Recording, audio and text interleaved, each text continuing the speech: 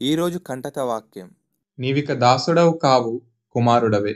గలతీలకు రాసిన పత్రిక 4వ అధ్యాయం 7వ వచనం.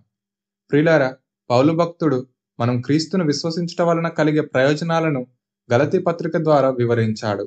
మనం క్రీస్తు ద్వారా దేవునికి కుమారులముగా చేయబడ్డాము. ఇక నుండి మనం చేసే ప్రతి పని క్రీస్తు వలన అంగీకారమైనదై ఉండాలి. మూఢనమ్మకాలను విసర్జించి దేవుని శక్తి చేత నింపబడాలి. ఇందును గురించి పౌలు భక్తుడు ఈ విధముగా సెలవిస్తున్నాడు. అయితే కాలము పరిపూర్ణమైనప్పుడు దేవుడు తన కుమారుని పంపెను.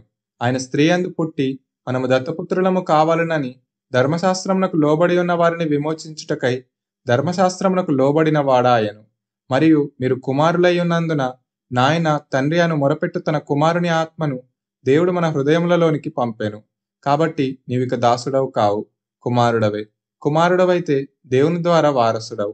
ఆ కాలమందైతే మీరు దేవుని ఎరుగని వారై నిజమునకు దేవుళ్ళు కాని వారికి దాసులై ఉంటిరి. గాని ఇప్పుడు మీరు దేవుని ఎరిగిన వారును, మరి విశేషముగా దేవుని చేత ఎరుగబడిన వారునై ఉన్నారు.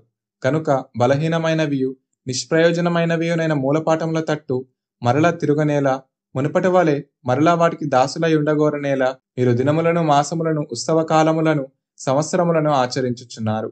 మీ విషయమై నేను పడిన కష్టము వ్యర్థమైపోవునేమో అని మిమ్మల్ని గూర్చి భయపడుచున్నాను అని. ప్రియులారా, దేవుడి లోకానికి వెలుగై ఉన్నాడు.